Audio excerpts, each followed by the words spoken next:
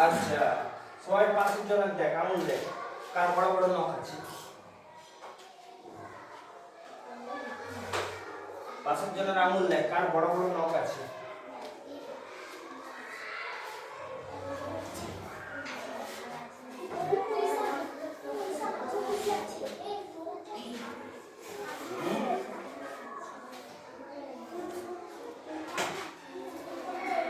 আমার বলা ঠিক আছে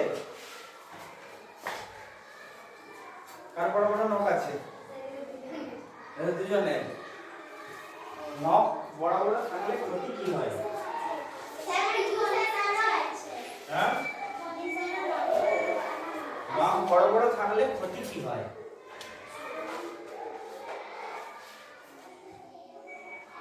আর উপকার কি হয়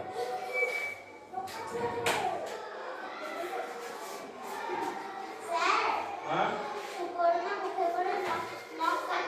এখন কাটতে হবে ঘরে যে কাটবে আচ্ছা নখ বড় বড় করে থাকলে ক্ষতি কি হয় বা উপকার কি হয় উপকার কি হয় রে কার কার বড় বড় নখ আছে কার বড় আছে তোর ওই দেখি কত বড় আছে না না বেশি বড় নাই একটু আছে কার অনেক বড় বড় আছে দেখি কার বললি আরে কি বড় বড় হয়েছে এক সপ্তাহ কাটেনি মনে হচ্ছে নাকি রে নখ বড় বড় থাকলে সুবিধা কি আছে বল আমাদের এরকম সুবিধা নখ বড় বড় করলে বাড়িতে মা আমাকে না পড়ার জন্য কানটা মলে দিতে হলো আমি মায়ের হাতে খামচি দিলাম বড় বড় নখি করে ছেড়ে দিল নাকি উপকার এরকম রে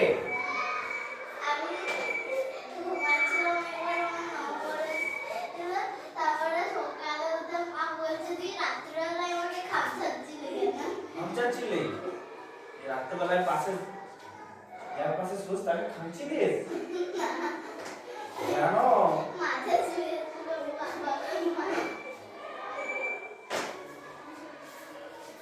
তো ভয়ানক ডেঞ্জারাস লোক আছিস আচ্ছা আর কি হয় উপকার নখ বড় থাকলে আর কি উপকার হয়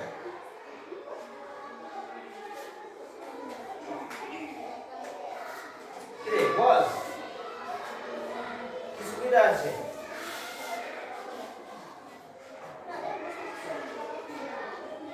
আর কি অসুবিধা আছে নখ বড় থাকলে অসুবিধা কি আছে হ্যাঁ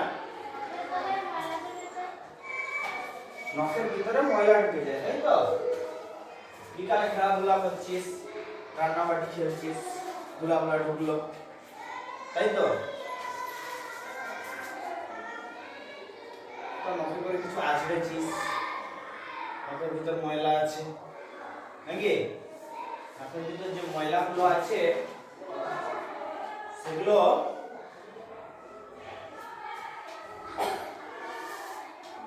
যদি খাওয়ার আগে ভালো করে ওগুলো এরকম পরিষ্কার করিস কি নখের ময়লাগুলো বা কোনো কাঠি দিয়ে পরিষ্কার করিস কি করিস নি তো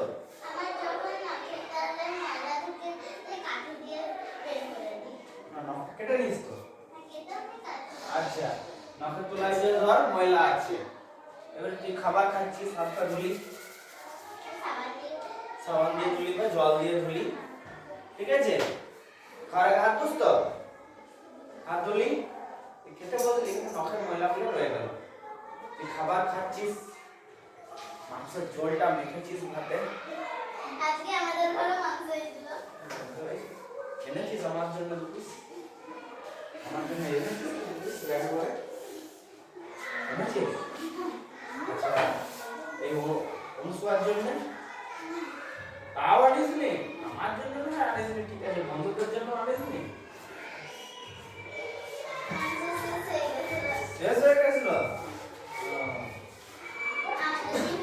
আচ্ছা মাংসের ঝোলটা মেখেছিস তুই ভাতটা মাখাচ্ছিস, এই মাংসের ঝোল দিয়ে ভাতটা মাখাচ্ছিস, আর তোর নখের ময়লাগুলো তাতে জলে গুলা হয়ে হয়ে মিশলো খাবারের সঙ্গে। যে তুই হাম হাম করে খাচ্ছিস, হ্যাঁ বেশ সুন্দর মাংসের ঝোল হয়েছে, মাংস খাচ্ছিস, নোংরাগুলো পেটে যাচ্ছে, ধুলাবালিগুলা, সেই ধুলাবালিগুলো অনেক সময় জীবাণু থাকতে পারে, তাই তো? ধুলাবালিগুলাই ধর কোনো জীবাণু ছিল, সেই জীবাণুটাও তোর পেটে গেল, পেটে বাসা বাঁধলো, একটার থেকে দুটা হলো, দুটার থেকে চারটা হলো, চারটা থেকে আটটা হলো, আটটা থেকে 16টা হলো, 16টা থেকে 32টা হলো, তারপরে 64টা হলো, তারপরে 64টা থেকে 128টা হলো, 128 থেকে 252 না 256টা হলো, তারপরে 512টা হলো, তারপরে 1024টা হলো, তারপরে 2048টা হলো, তারপরে 4096টা হলো। ঠিক আছে, বেড়ে যাচ্ছে। তাহলে আমি মোটামুটি 4000 ধরে নিচ্ছি, 4000 থেকে 8000 হলো, 8000 থেকে 16000 হলো, 16000 থেকে 32000 হলো। এখনো তোর পেটে সেরকম কিছু হয়নি, ঠিক আছে? দিয়ে তারপরে 32000 থেকে 64000 হলো, 64000 থেকে 1,20,000 হলো। তো পেটটা একটু যন্ত্রণা করতে শুরু হচ্ছে, বুঝলি? দিয়ে তার থেকে 2,56,000 হয়ে গেল, আরো বাড়ছে আরো বাড়ছে, 2,56,000 থেকে 4 লাখ হলো, 4 লাখ থেকে 8 লাখ হলো। তো শরীরে লড়াই করে মারার চেষ্টা করছে জীবাণুগুলোকে, তো মারতে পারছে না, ঠিক আছে? 8 লাখ হলো, 16 লাখ হলো, 32 লাখ হলো, 64 লাখ হলো। এরপরে তোর পেটে যন্ত্রণা, পেটে যন্ত্রণা করছে, বুঝলি? 64 লাখ থেকে আরো বেড়ে 1 কোটি হয়ে গেল। তো পেটে যন্ত্রণা করতে শুরু করছে, বিভিন্ন আরো অন্যান্য অসুবিধা হচ্ছে, কারো বমি পাচ্ছে, কারো পাতলা পায়খানা হচ্ছে, বিভিন্ন রকম অসুবিধা হচ্ছে, হতে পারে। দিয়ে তোকে যেতে হলো ডাক্তারখানা, ডাক্তার দিয়ে দিল তোকে অ্যান্টিবায়োটিক, তুই খেলি, অ্যান্টিবায়োটিক যে মারলো, দুদিন স্কুল আসতে পারলি নি, দুদিন খেলাধুলা বন্ধ, নাকি?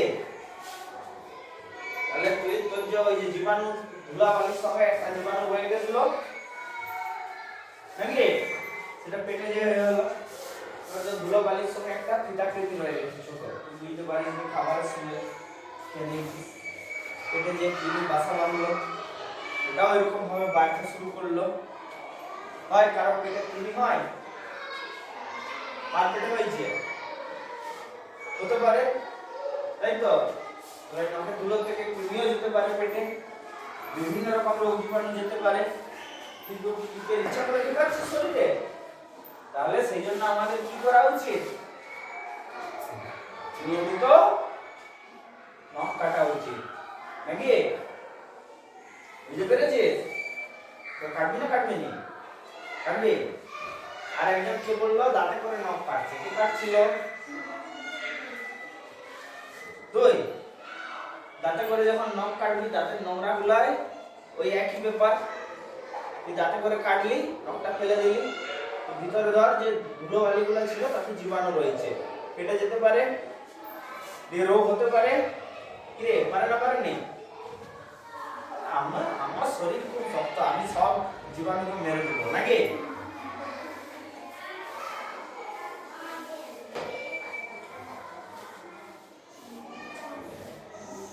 আচ্ছা, খেলতে খেলতে আঙুলের নিচেও নোংরা জমে, নখ পরিষ্কার করা সহজ। প্রথমে নেল কাটার দিয়ে নখ কাটতে হবে, তারপর সাবান দিয়ে ধুয়ে দিতে হবে। ঠিক বলেছো, সাবান লাগাবে, তারপর নখগুলো একটু ঘষে নেবে, নেল কাটারের কথা ইংরেজি তাই না? হ্যাঁ, নেল তো নখ, আর যা দিয়ে কাটা হয় সেটা কাটার। ব্লেড দিয়েও নখ কাটা যায়, তা যায়, তবে খুব সাবধানে কাটতে হয়, নইলে আঙুল কেটে যেতে পারে। কারণ কেউ ব্লেড দিয়ে নখ, কে ব্লেড দিয়ে নখ কাটিস? ব্লেড দিয়ে নখ কাটতে কাটতে কখন আঙুলটা কাটা গেছে? হ্যাঁ, আমার একবার দিয়েছিল, তখন আমিও তোদের মতো ছোট, বুঝলি, এরকম করে নখটা কাটতে গেছি আর ব্লেডটা ঘুরে যেয়ে ঢুকে গেছে ভিতরে, রক্ত বেরাচ্ছিল।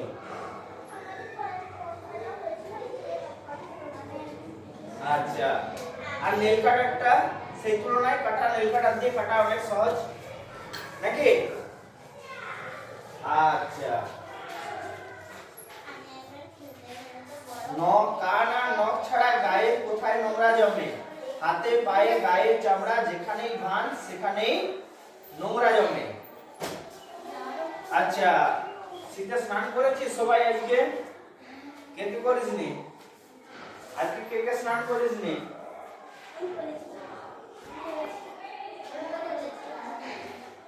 এখনো বরফ পড়েনি, ওরে বরফ পড়বে, তখন কি করবি? যত ভয় করবি ঠান্ডাকে, ঠান্ডাও তত ভয় দেখাবে।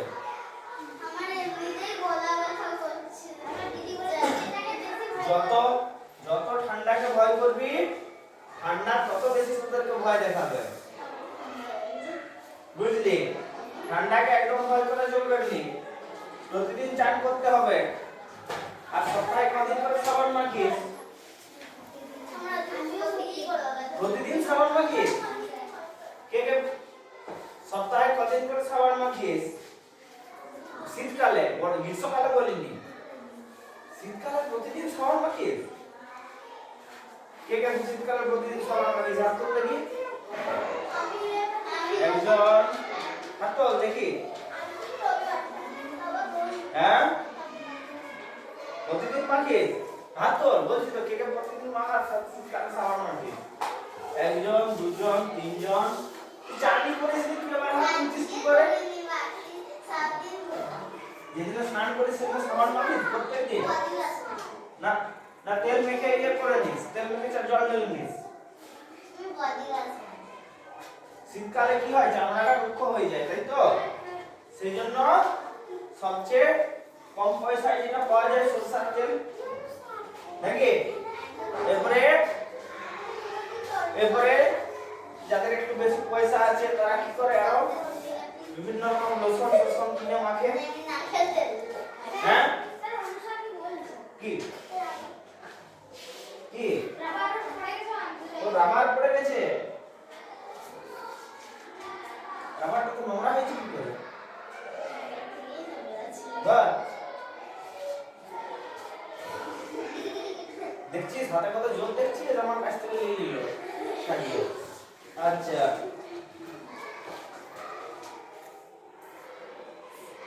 তাহলে নিয়মিত স্নান করা উচিত, নিয়মিত স্নান করা উচিত। আর শীতকে যত ভয় পাবি, শীত তোকে তত ভয় দেখাবে, বুঝলি? এবার একটা জিনিস লক্ষ্য করবি, যে কুকুরকে বেশি ভয় পায় তাকে বেশি তাড়া করে। আর খেপা কুকুরের কথা বলছি না, এমনি কুকুরে যে বেশি ভয় পায় তাকে দেখবি ঘেউ ঘেউ করে, তাকেই তাড়া করে। আর যে ভয় পায়নি তাকে কিছুই করেনি। লক্ষ্য করেছিস? কেন কেন? এটাই নিয়ম, যেটা ভয় পাবি সেটাই বেশি করে হবে। আমি একবার দেখতে গেছিলাম, পাপা আসছে নাকি, আমি ছুটে কি কুকুর আমার পেছন পেছন না ছুটেছে। কে আসছে নাকি? পাপা। পাপা মানে বাবা? তুই ইংরেজ লোক তাই পাপা বলিস? আমরা বাঙালি লোকরা তো বাবা বলি, নাকি? তুই ইংরেজ লোক নিশ্চয়ই, তাই পাপা বলিস। আমাকে এমন কুকুরটা ছুটে তো সেটা আমি ধরে ফেলেছি। একটা ছোট মা বলছিল, আচ্ছা, তোর সাথে খেয়ে দিচ্ছে। চামড়ায় নোংরা কি করে জমে? তুই খেলাধুলা করছিস, ধুলো বালি উঠছে, বাতাসে সবসময় ধুলো থাকে, তাই তো? তাছাড়াও আরেকটা গায়ে চামড়া চামড়ায় নোংরা চলে আসছে যেমন সেটা বলি। আমাদের চামড়ার যেটা সবচেয়ে উপরের স্তর, ঠিক আছে, সেটা মোটামুটি 20 থেকে 30 দিনের মধ্যে একবার করে উঠে যায়, দিয়ে আবার সেখানে নতুন চামড়া হয়ে যায়, ঠিক আছে। আমাদের চামড়ার উপরের স্তরটা সবসময় পরিবর্তন হয়, ঠিক আছে। তাহলে সেই মরা চামড়াগুলো কি হয়, চামড়ার উপরেই জমা হয় শরীরের উপরে, সেগুলো যখন সাবান মাখিস ঘষে দিলে উঠে যায়, তাই তো। এবারে খেলাধুলা করছিস তাতে ধুলো বালি লাগছে নাকি, খেলাধুলা করছিস তাতে ধুলো বালি লাগছে, বাতাসে ধুলো উঠছে নাকি। আরেকটা স্নান করার উপকারিতা কি, একটা তো গায়ে নোংরা পরিষ্কার হয়, আরেকটা কি উপকারিতা, শরীরটা ফ্রেশ লাগে না, তাজা লাগে না স্নান করলে, হ্যাঁ স্নান করলে শরীরটা খুব ভালো লাগে না, লাগে না লাগে না, মনটা খুশি খুশি হয় একটু, হয় না হয় না। তাহলে স্নান করার অন্য উপকারিতাও আছে নাকি। আর শীতকে যে যত ভয় পেয়ে স্নান করবি নি, তাকে শীত তত ভয় দেখাবে, বুঝলি।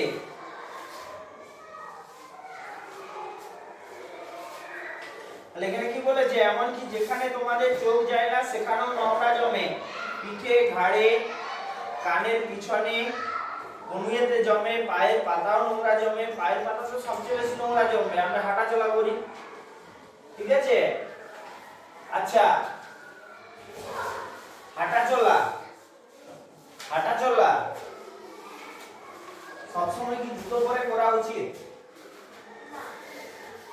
কোথায় জুতো পরে করা উচিত? যেখানে নোংরা জায়গা, উঁচু নিচু রাস্তা, তাই তো, মানে পাথর আছে ধর, বা তুই জঙ্গল দিকে বেড়াতে গেছিস, সেখানে কাটা ফাটা থাকতে পারে, সেখানে অবশ্যই জুতো পরা উচিত। ঘরের উঠোনে ধর খেলছিস, তখন কি জুতো পরতেই হবে? জুতো পরার সবসময় দরকার নেই, খালি পায়ে চললে উপকারিতা কি হয়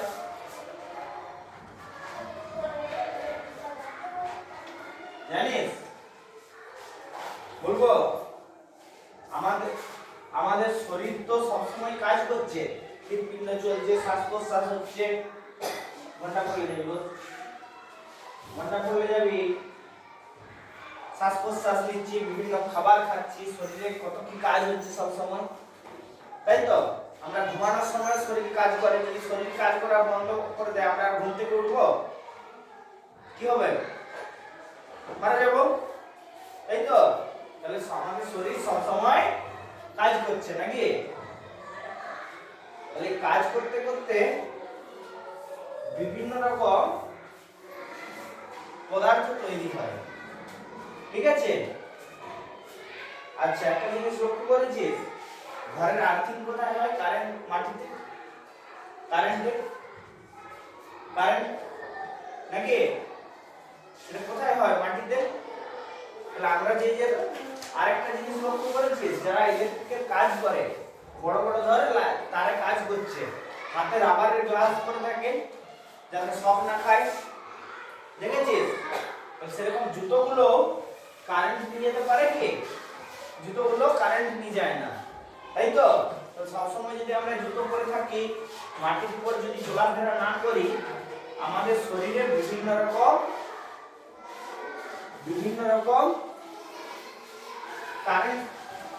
কারেন্টের কণা তৈরি হয়, ঠিক আছে, র্যাডিক্যাল বলে আমরা ইংরেজিতে, ঠিক আছে, সেগুলো তৈরি হয়। যে আমরা কিছুক্ষণ দিনে আধ ঘন্টা মাটিতে বা ঘাসে হাঁটাচলা করি, মাটিতে বা ঘাসের উপরে খালি পায়ে হাঁটাচলা করি দিনে আধ ঘন্টা 15 মিনিট, কি হবে? মাটি আমাদের শরীর থেকে সেই সমস্ত কারেন্টের কণাগুলোকে টেনে নেবে, বুঝেছিস? তাতে কি হবে? আমাদের শরীরে রোগ জ্বালা অনেক কম হবে, ঠিক আছে।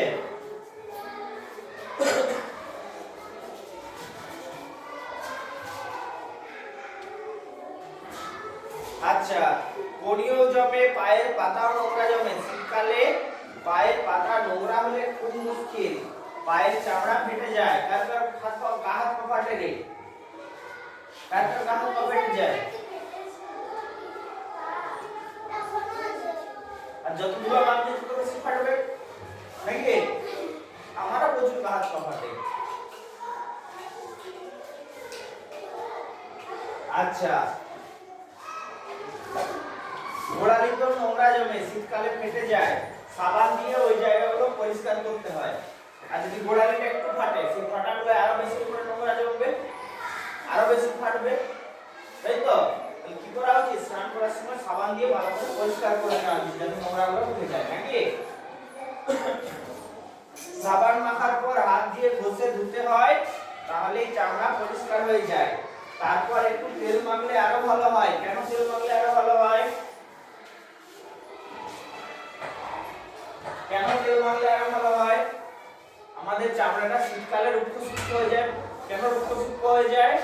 বাতাসে জলীয় বাষ্প কম থাকে, তাই তো? শীতকালে বাতাসে জলীয় বাষ্প কম থাকে, তাহলে জলীয় বাষ্প যখন কম থাকে আমাদের চামড়া থেকে জলটা টেনে নেয়, ঠিক আছে? তাহলে তেল মাখলে কি হয়? চামড়ার উপর একটা পাতলা আস্তরণ পড়ে যায় তেলের, নাকি? তেল মাখলে চামড়ার উপর একটা পাতলা আস্তরণ পড়ে যায়, তাহলে আমাদের শরীর থেকে সহজে জলটাকে বাতাস টানতে পারে না, ঠিক আছে? তাহলে তেল মাখলে ওই জন্য কি হয়? হাত পা চকচক করে, গা হাত পা কম ফাটে, নাকি? আচ্ছা, আর প্রতিদিন কি সাবান মাখতে হবে? প্রতিদিন সাবান, স্নানটা প্রতিদিন করতে হবে, কিন্তু প্রতিদিন সাবান কি মাখতে হবে? সাবান যদি মাখিস, অতিরিক্ত সাবান মাখাটাও মাখলেও কি হয়? চামড়াতে চামড়াটা খসখসে হয়ে যায়, নাকি? অতিরিক্ত সাবান মাখলে, ঠিক আছে? ধর সপ্তাহে রবিবারটা অবশ্যই মাখলি, আর সপ্তাহে গ্রীষ্মকালে প্রতিদিনই মাখলি, গায়ে ঘাম টাম হচ্ছে। শীতকালে ধর আরো সপ্তাহে আরো 2-3 দিন, সপ্তাহে 2-3 দিন মাখলি, রবিবার আরো 2 দিন মাখলি, নাকি? বেশি সাবান মাখলে নাহলে আবার নাক দিয়ে পড়বে, কফ পড়বে, বেশি ঠান্ডা হয়ে গেলে, নাকি? আচ্ছা, ঠান্ডার জন্য আমাদের কফ পড়ে কেন?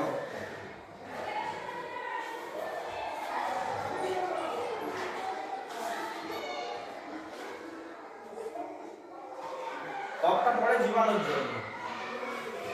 যখন ঠান্ডা হয় আমাদের শরীরটা একটা তাপমাত্রায় কাজ করে, নাক দিয়ে যখন ঠান্ডা হাওয়াটা ঢুকছে সেটা ফুসফুসে যাচ্ছে, ফুসফুসটা একটা নির্দিষ্ট উষ্ণতায় কাজ করে। যখন সেটা ঠান্ডা হয়ে যায়, নাক দিয়ে ঠান্ডা হাওয়া যাওয়ার ফলে, ঠিক আছে, সেখানে কি হয়? শরীরটা ঠান্ডা হয়ে গেছে, তখন বিভিন্ন জীবাণু সংখ্যাতে বেড়ে যায়, ঠিক আছে? আমাদের শরীর তখন আর সেগুলোকে মারতে পারে না, সেজন্য অনেক সময় ঠান্ডাতে সর্দি লাগে, নাকি? মূল কারণ কিন্তু ঠান্ডা নয়, মূল কারণ হচ্ছে জীবাণু। বুঝতে পেরেছিস? আমার মা বলে আমার ট্যাঙ্কি আছে, আর কফটা বেরোয় ফুসফুস থেকে। ফুসফুস নালী, আমাদের শ্বাসনালী, এটা পিচ্ছিল রাখার জন্য বেরোয়, ঠিক আছে? এবার তাপমাত্রা কমে গেলে কি হয়? তাপমাত্রা কমে গেলে আমাদের শরীর চায় ফুসফুসটাকে বাঁচাতে, ঠান্ডার থেকে বাঁচাতে, সেই জন্য কি করে? ওই পিচ্ছিল পদার্থটা বার করে, যাতে ওই পিচ্ছিল পদার্থটা দিয়ে ফুসফুসের ভিতরটা ঢাকা হয়ে যায়, ঠিক আছে? পিচ্ছিল পদার্থটা দিয়ে যাতে ফুসফুসের ভিতরটা ঢাকা হয়ে যায়, তাতে বাতাসের সঙ্গে সংযোগটা কম হবে, ঠান্ডা কম হবে, নাকি? তাহলে যখন এই ঠান্ডাটা করতে যায়, যত ঠান্ডা পড়ে তত এই ফ্লুইডটা বেরোয়, ঠিক আছে? তো তুই ধর বরফের দেশে গেছিস, তুই হঠাৎ করে, আমরা গরমের দেশের লোক, আমরা হঠাৎ করে ধর বরফের দেশে চলে গেছি, তখন কি হবে? আমাদের শরীর ওটার সঙ্গে অভ্যস্ত নয়, হঠাৎ করে ফুসফুসে প্রচুর ফ্লুইড আসবে, যে নিজেদের ফ্লুইডে আমরা নিজেরাই ডুবে মরে যাব। বাইরে থেকে জল দিতে হবে না, ফুসফুসের ফ্লুইড এসে আমাদেরকে ডুবিয়ে দেবে। বুঝলি?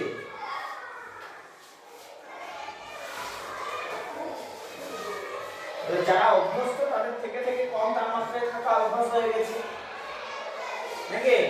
কারো ঘরে কাকা, জেঠা, বাবা কেউ সেনাবাহিনীতে কাজ করে, আর্মিতে, কারো কাকু, জেঠু, মামা কেউ কাজ করে? করেনি কারো? আচ্ছা,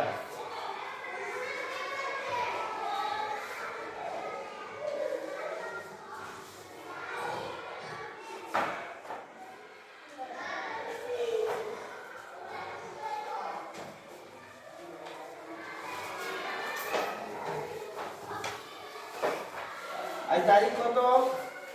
7।